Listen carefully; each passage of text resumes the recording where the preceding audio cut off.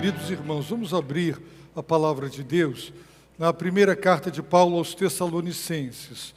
Essa semana, a mensagem, 1 Tessalonicenses, capítulo 3, de 1 a 5, foi editada e publicada. Se você entrar no canal da igreja no YouTube, ou no Face, você pode compartilhar a mensagem. Hoje, daremos prosseguimento de 6 até o versículo 10 e à noite de 11 a 13. 1 Tessalonicenses, capítulo 3.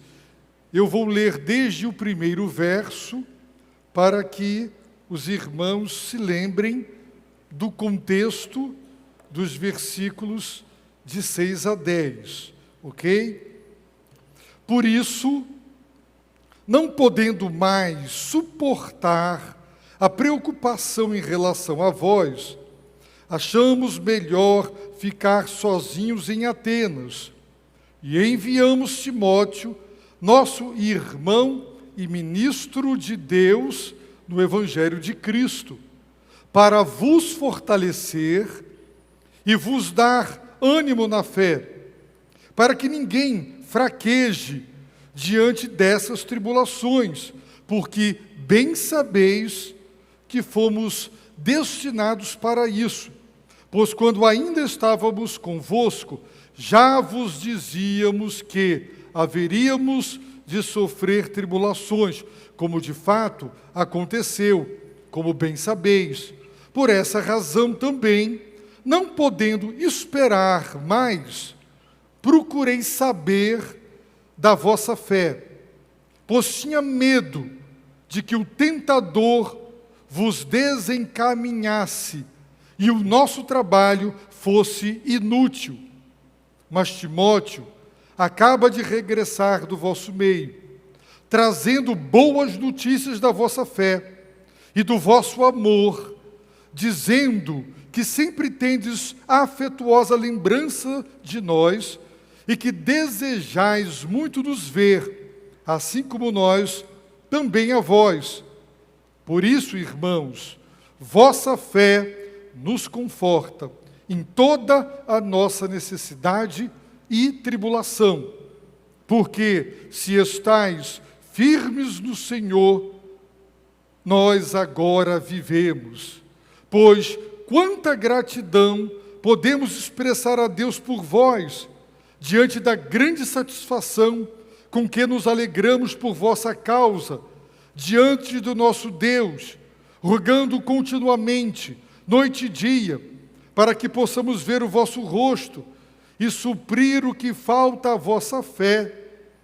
É a pergunta com a qual o apóstolo Paulo encerra esta parte das Escrituras. Queridos irmãos, este texto da palavra de Deus, desta maravilhosa carta, ele é de grande relevância para todos nós. Vejam, no finalzinho do capítulo 2, o apóstolo Paulo deixou claro que ele não só desejou intensamente rever os Tessalonicenses, mas ele fez planos concretos, ele deliberou e quis por várias vezes voltar àquela cidade, rever aquela igreja.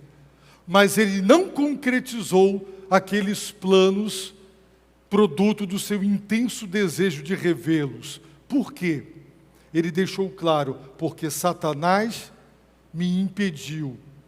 Satanás impediu o apóstolo Paulo de voltar à igreja de Tessalônica. Agora, queridos, nós já vimos isso, portanto eu serei breve nessa recapitulação. Parem para pensar, se Deus tivesse impedido Satanás de impedir o apóstolo Paulo de voltar à cidade de Tessalônica para ser instrumento divino na edificação daquela igreja, nós não teríamos a primeira carta de Paulo aos Tessalonicenses. Essa carta existe, porque tudo quanto ele queria pessoalmente dizer àquela igreja, ele não pôde fazê-lo, porque ele foi impedido por Satanás.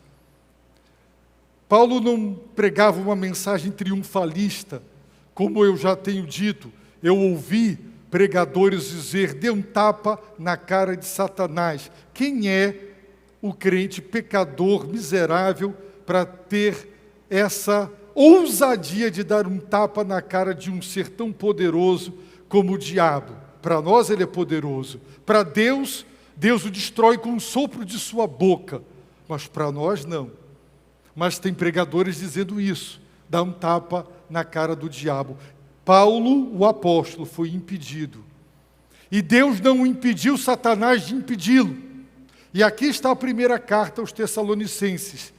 Muitas vezes, quando Deus permite que o mal, de algum modo, consiga obstruir o nosso caminho e nos impedir de concretizar planos espirituais traçados, é porque Deus usará esse impedimento para um propósito seu maior e melhor. Essa é uma das lições preciosas que temos para aprender desta passagem. A segunda lição que veremos hoje é o estado da fé. Aqui, quem ainda tem o privilégio de ter pai e mãe, sabe, por mais que você já tenha idade, quando você telefona para o seu pai e para a sua mãe, uma das perguntas que jamais deixa de ser feita é: como está a sua saúde? Você está se alimentando bem? Como está a família, o casamento? Nós nos preocupamos com o estado de saúde física. Nós nos preocupamos com o estado da saúde matrimonial, conjugal. Mas será que nós nos preocupamos com o estado da fé? Em tempos de pandemia, é comum ver familiares ansiosos do lado de fora do hospital, querendo saber do estado do seu parente que lá dentro está. O estado é gravíssimo, é grave, estável, melhorou, piorou o estado. Qual é o estado da sua fé? Se você hoje fizesse um diagnóstico preciso e honesto da sua fé, como você diria? Se você fizesse o boletim médico, o que o boletim médico diria? O estado da minha fé é saudável, é uma fé doutrinariamente firme, é uma fé eticamente consolidada, é uma fé que atua pelo amor, é uma fé que tem obras, que através das obras ela se revela e ela se expressa. Ou a sua fé está desqualificada, esmorecida, está deficitária doutrinariamente. Por isso, os pregadores do YouTube e as pregadoras, principalmente, elas conseguem dizer asneiras e você acredita. E você dá vazão a algumas heresias que estão sendo ditas com cara de coisa certa. Do ponto de vista ético e moral, você aceita alguns conceitos que são inadmissíveis para um cristão? É porque a sua fé, do ponto de vista moral, ético, é deficitária. E a sua confiança para descansar no poder de Deus? Será que a nossa ansiedade nos maltrata? E todos sabem, e eu sei, e você também, dos danos que a ansiedade nos causa. Por quê? Porque a nossa confiança, o aspecto da confiança da nossa fé em Deus está tão enfraquecido que não conseguimos confiar que o soberano Senhor está no controle. Uma fé deficitária, veremos isso de noite, ela traz grandes prejuízos para a vida cristã. Então, o apóstolo Paulo estava preocupado com o estado da fé da igreja de Tessalônica. Você se preocupa com o seu estado, o estado da sua fé? Você se preocupa com o estado da fé da sua esposa, dos seus filhos? há uma outra preciosa lição a ser considerada: gratidão. Nós veremos que as bênçãos de Deus em nossas vidas, elas são geradoras de profunda gratidão e de uma alegria intensa. E a questão é, quanta gratidão, e a palavra quanta nos faz pensar em volume, quantidade. Quanta gratidão, você passa 2 anos orando por um problema, Deus soluciona, você agradece uma vez e julga que é suficiente. Mas passa 5 anos orando, passa 6 meses orando por um pedido.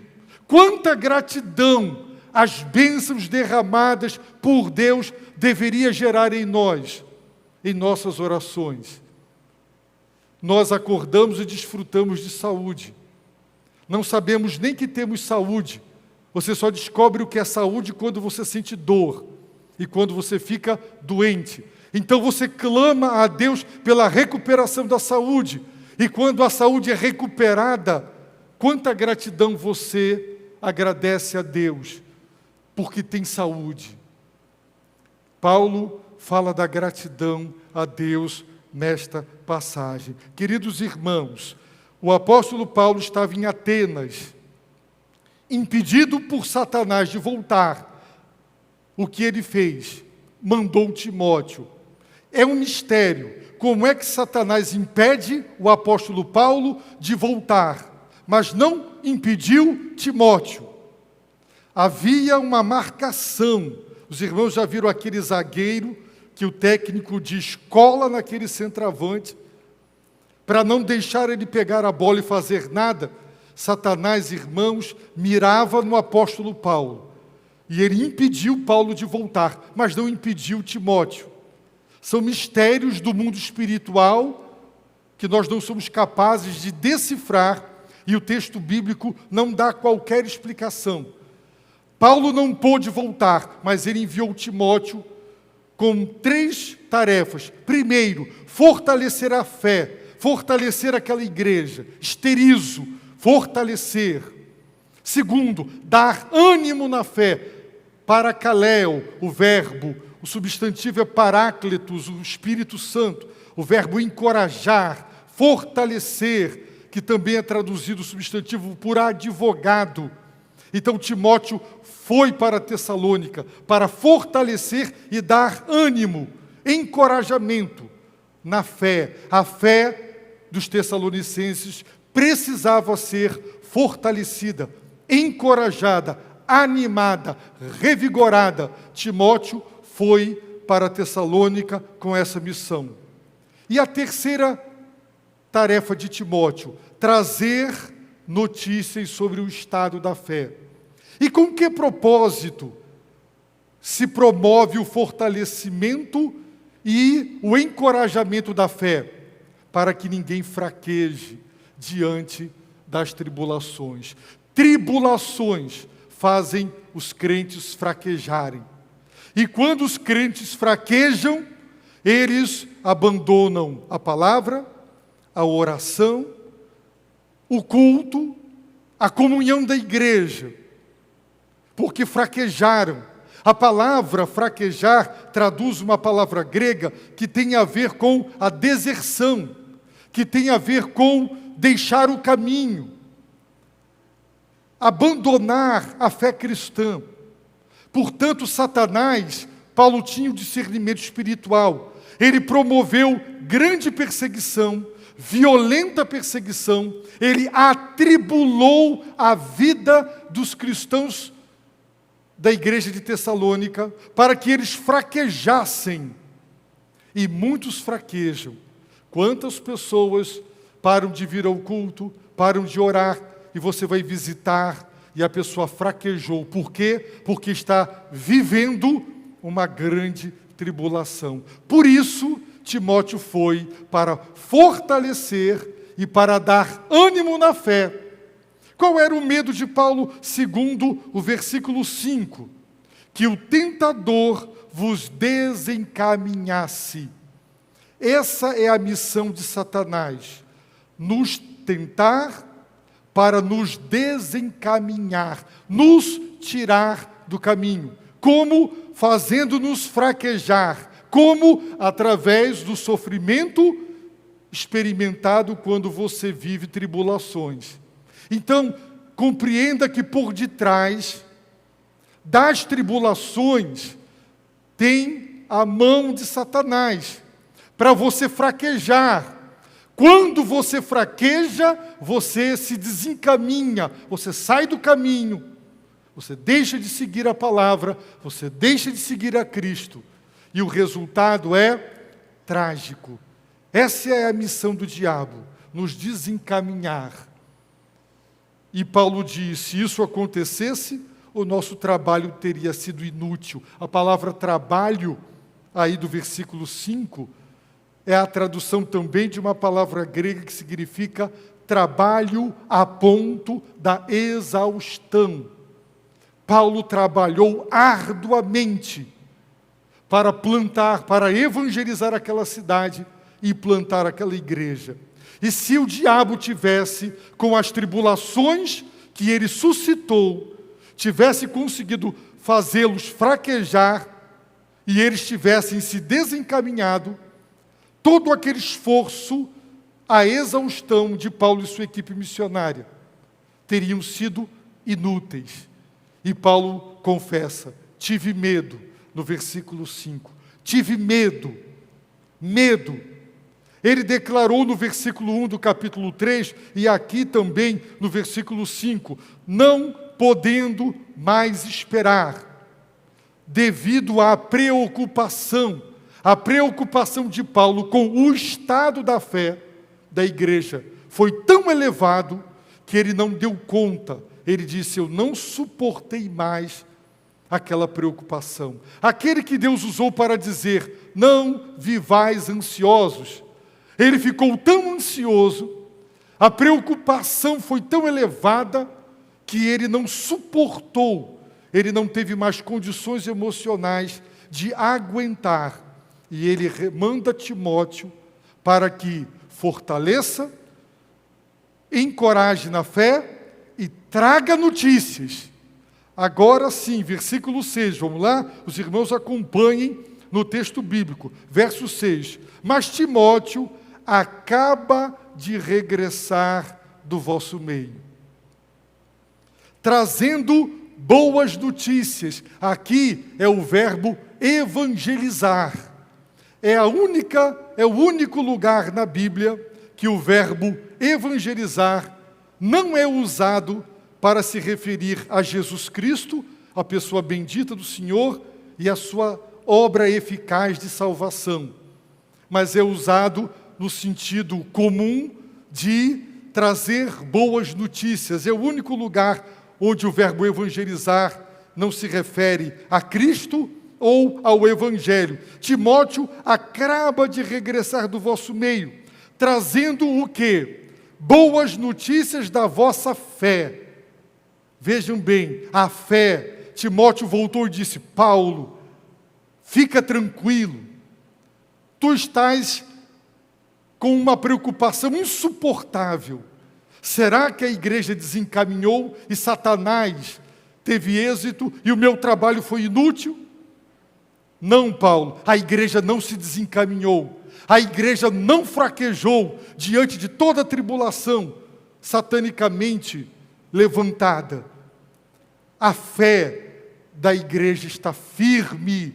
Agora observe, meus irmãos, que no capítulo 1, versículo 8, Paulo diz, a partir de vós, não somente a palavra do Senhor foi ouvida na Macedônia e na Acaia, mas também a vossa fé em Deus foi divulgada em todos os lugares. Vejam, o impacto da conversão deles foi tal que se espalhou por toda a Acaia e por toda a Macedônia, não é?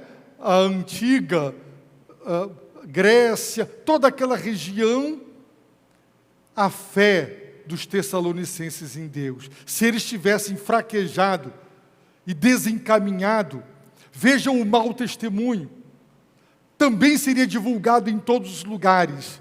Eles apostataram, eles abandonaram a fé, E para o Evangelho, aquilo seria trágico. Mas Timóteo trouxe boas notícias da vossa fé, do estado da vossa fé. A fé estava fortalecida, a fé estava firme. Eles estavam firmes na palavra, firmes no Senhor da palavra, firmes nas promessas do Senhor através da palavra. Eles estavam firmes, suportando tudo e descansando no poder de Deus. E Paulo experimentou um grande e profundo alívio com aquela boa notícia. Segunda boa notícia: Timóteo acaba de regressar do vosso meio, trazendo boas notícias do vosso amor.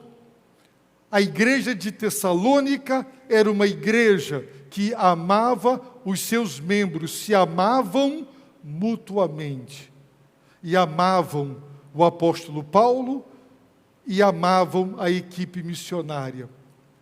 Nós já estamos tão acostumados com essa palavra, amar, amar. Mas o apóstolo Paulo, irmãos, ao saber do bom estado do amor, ele sentiu grande alívio. Saibam os irmãos uma coisa: quando você para de amar a igreja, é porque você já parou de amar Jesus Cristo. Porque é impossível amar a cabeça sem amar o corpo. Você não pode divorciar Cristo da igreja, porque você não pode separar a cabeça do corpo.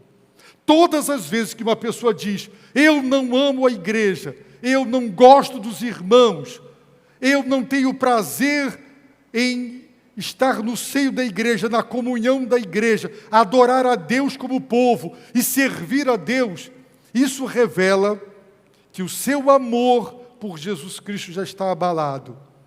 Tanto é que Jesus por 3 vezes pergunta: Pedro, tu me amas? E a resposta é: eu te amo. E a reação de Jesus foi: então cuida do meu rebanho. Se você me ama, cuida da minha igreja, dos meus cordeiros, das minhas ovelhinhas. Porque você não pode amar Jesus Cristo e desprezar as ovelhinhas dele.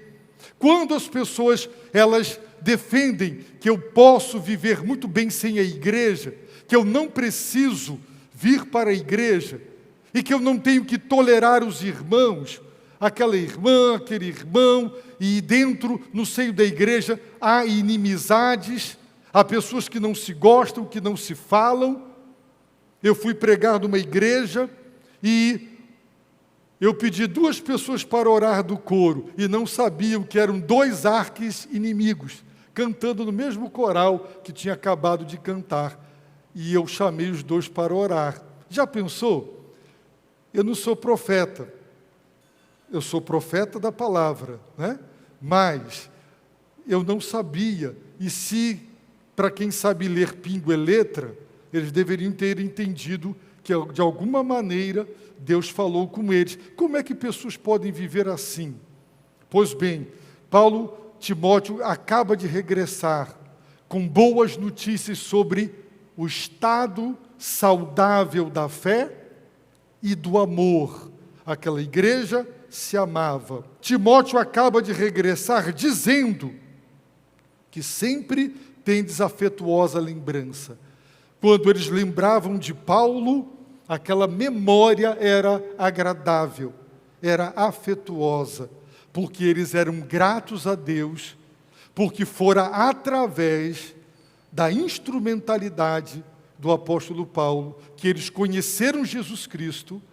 Portanto, quando lembravam dele, lembravam com uma lembrança afetuosa, cheia de afeto. E também dizendo, Timóteo disse: desejais muito nos ver.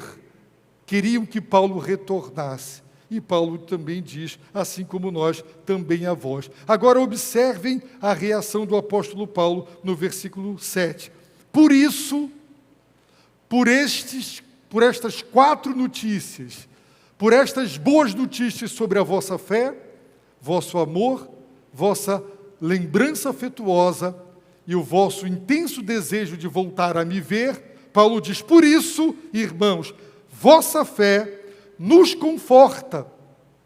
Veja, Paulo enviou Timóteo para dar ânimo na fé. O mesmo verbo que aqui é traduzido como conforta ou consola.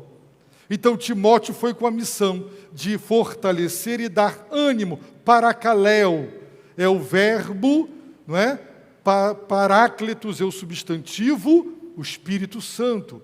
A palavra significa chamar alguém para vir, para estar ao meu lado e me ajudar. Por isso, é traduzido como advogado, porque você chama o advogado para estar ao seu lado e te ajudar diante do juiz e da sua causa. Paráclitos. Por isso, lá em 1 João, é traduzido como advogado.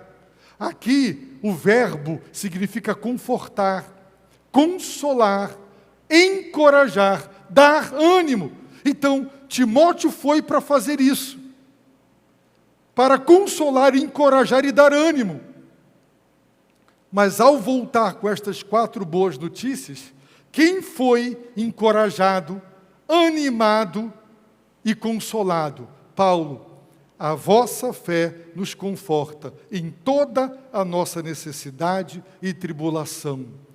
Paulo e sua equipe passaram por muitas necessidades e tribulações para evangelizar Filipos. Apanharam em praça pública, foram presos e acorrentados. Em Tessalônica, perseguidos, saíram fugidos.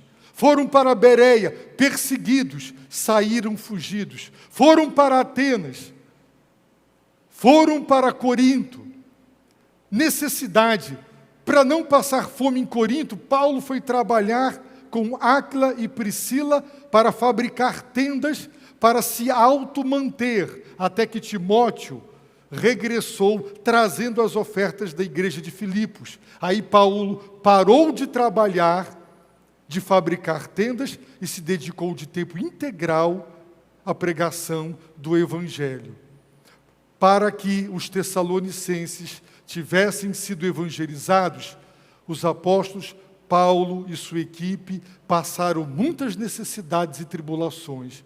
E qual era o consolo, o conforto dele, quando ele lembrava de todas as privações e necessidades e tribulações que passava para pregar o Evangelho?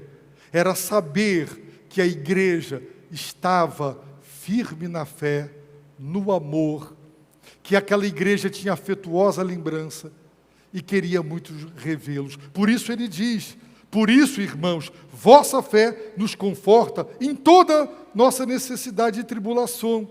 Agora, versículo 8, porque se estás firmes do Senhor, nós agora vivemos, nós agora respiramos.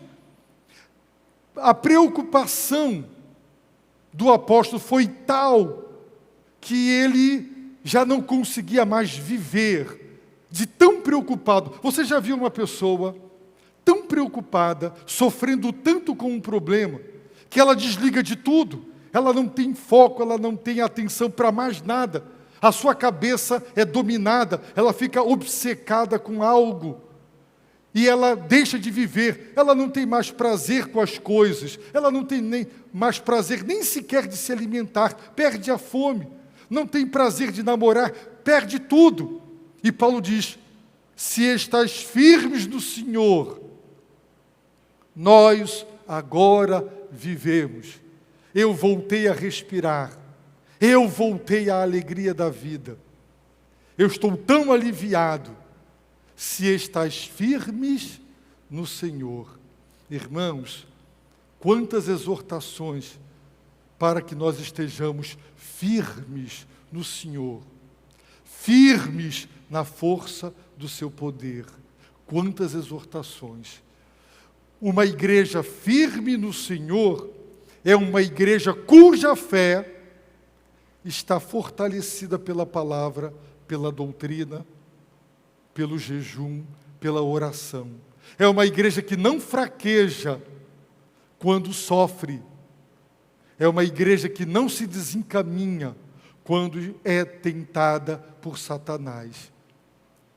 Não há melhor notícia para um missionário que passou por um lugar sofreu para evangelizar, plantou uma igreja, agora ter notícias daquele trabalho e saber que aquelas vidas estão firmes no Senhor, na presença de Deus, no Santo Salvador, no Senhor, é onde nós temos que estar firmes.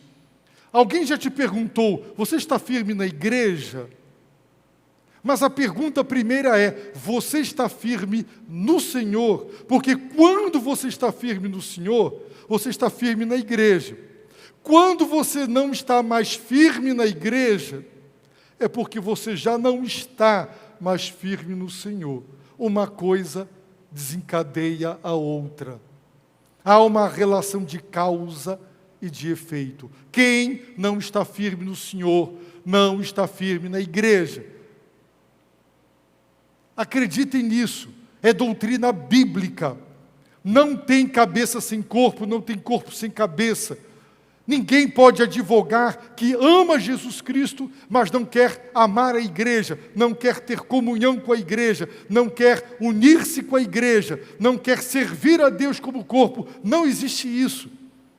Quem é doutrinariamente sadio, quem de fato foi instruído na palavra, já entendeu o importantíssimo papel que a igreja cumpre na vida espiritual e que ela é termômetro. Ela revela o meu estado espiritual. O meu descompromisso com a igreja revela o meu descompromisso com Cristo. A minha instabilidade na igreja revela a minha instabilidade no Senhor. Quem está firme no Senhor, está firme na igreja. Por isso o apóstolo Paulo, ele disse, se estás firmes no Senhor, nós agora vivemos. Que alívio! Que alívio, Paulo voltou a viver. Então, e para concluir, o verso 9, ele pergunta, pois quanta gratidão podemos expressar a Deus? Quanta? Você precisa de ajuda? Ah, sim, de comida. Quanta? Quantos quilos? Quanto de dinheiro? Quanto? Quanta gratidão, ele pergunta, podemos expressar a Deus? Quanta? Aquelas notícias eram fabulosas, eram maravilhosas. E ele pergunta, quanta gratidão eu posso expressar a Deus? Você é assim? Você tem alimento farto na mesa e você diz, Deus, quanta gratidão eu posso expressar a Ti por essa comida, pela minha família, pelo lugar onde eu moro, pela saúde que eu tenho. Você ora por um problema, você leva meses orando por um problema, irmãos. Um pastor pode não saber de muita coisa, mas um pastor precisa saber orar, porque o pedido que mais me fazem na minha vida é, pastor, ore por mim. É o tempo todo. São centenas e centenas de WhatsApps diários que eu recebo. Se eu ficar 3 dias sem olhar o WhatsApp, tem mais de 1000 mensagens de WhatsApp. E quando eu vou ler, e eu não dou conta muitas vezes de ler tudo, ore por mim, ore por isso, ore, ore.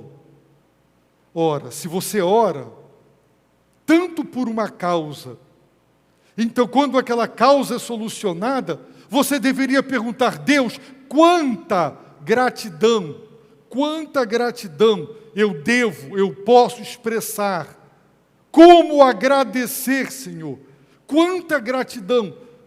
Você orou 2 anos, agradeça 2 anos. Você chorou quando suplicou o livramento, chore agora de gratidão. Como é que nós pedimos chorando e agradecemos de olhos enxutos? Como? Como é que você ora por um problema familiar, chorando, e na hora de agradecer, se agradece uma vez com os olhos secos? Como é que é isso? É porque quando estamos sofrendo e queremos a bênção, e está doendo, nós choramos. Mas uma vez solucionado, não tem lágrimas nos olhos. A gratidão não gera lágrimas? Deveria gerar. E é isso que Paulo está perguntando, é uma pergunta: quanta gratidão podemos expressar a Deus por vós? Deus não deixou que Satanás vencesse. Ele vos atribulou para que vós fraquejasseis, mas vocês não fraquejaram. Ele vos tentou para que vós vos desencaminhasseis e vocês não se desencaminharam. Como é que eu posso agradecer? Quanta gratidão eu posso expressar a Deus, porque meu filho não se desencaminhou, minha esposa não se desencaminhou, minha filha não se desencaminhou. Quanta gratidão! Tem que ter muita grande quantidade de gratidão. Irmãos, e o apóstolo diz: diante da grande satisfação com que nos alegramos por vossa causa. Paulo se alegrava com grande satisfação. Aquela igreja lhe dera grande satisfação. E ele se alegrava com aquela grande satisfação diante de Deus, por vossa causa diante de Deus.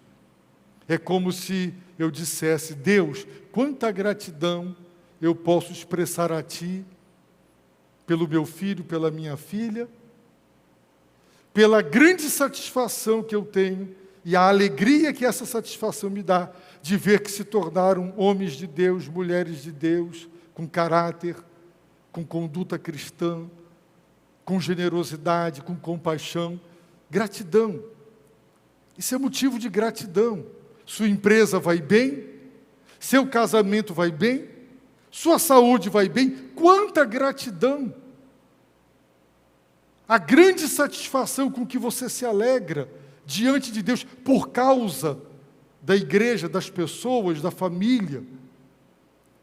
Quem não é grato, meus amados irmãos, simplesmente quem não agradece profusamente, simplesmente não valoriza o que já recebeu. E quem não dá valor ao que já recebeu, como se atreverá a suplicar a Deus novas bênçãos, se não agradece pelas já alcançadas e recebidas? O apóstolo Paulo, queridos irmãos, preocupava-se com o estado da fé da igreja. E eu concluo agora perguntando aos maridos aqui presentes: você se preocupa com o estado da fé da sua esposa? Faça um exame de sangue espiritual nela. Faça um exame de sangue espiritual nos seus filhos. Anemia? O que você encontra? Fraqueza espiritual? Você não se importa? Se você ver seu filho magro, anêmico, amarelo, as crianças estão jogando bola e ele não tem vontade de jogar bola, você fica contente? Ao ver o estado de saúde precário de um filho, de uma filha, quem é que fica? Você fica alegre em ver o estado precário das notas do seu filho na escola e vai ficar reprovado? Quem é que fica confortável com isso? Não. Então nós também não podemos simplesmente negligenciar o estado da fé, o estado do amor dos nossos entes queridos. Eu concluo, portanto, dizendo: Satanás fez uma obra contra o apóstolo Paulo, mas o Senhor, em sua soberania, permitiu para que o produto daquele impedimento satânico, com autorização celestial, nos brindasse e nós tivéssemos hoje essa maravilhosa carta nas mãos. Já pensou que prejuízo espiritual teríamos sem essa carta nas mãos? Talvez na hora o apóstolo não tenha entendido. Deus, por que o Senhor deixou Satanás me impedir e não deixou Timóteo? Não é? Por quê? Deus tem seus propósitos. Portanto, nos preocupemos com o estado de saúde da nossa fé, do nosso amor à igreja, sejamos gratos, profundamente gratos, porque nós estamos vivendo dentro de um contexto onde o mal, o mundo espiritual das trevas é contra nós, para que fraquejemos e nos desencaminhemos. E isso gera muita tristeza, isso gera muito sofrimento nos pastores, nos líderes que plantaram as igrejas. Abaixe a cabeça, feche seus olhos e ore a Deus. E pergunte a Deus: Senhor, minha fé aos seus olhos é uma fé que fraquejou, eu tenho sido negligente em minha fé, tem misericórdia de mim, e tudo que eu ouvi nesta manhã usa para transformar o meu coração. Faça essa petição ao Todo-Poderoso.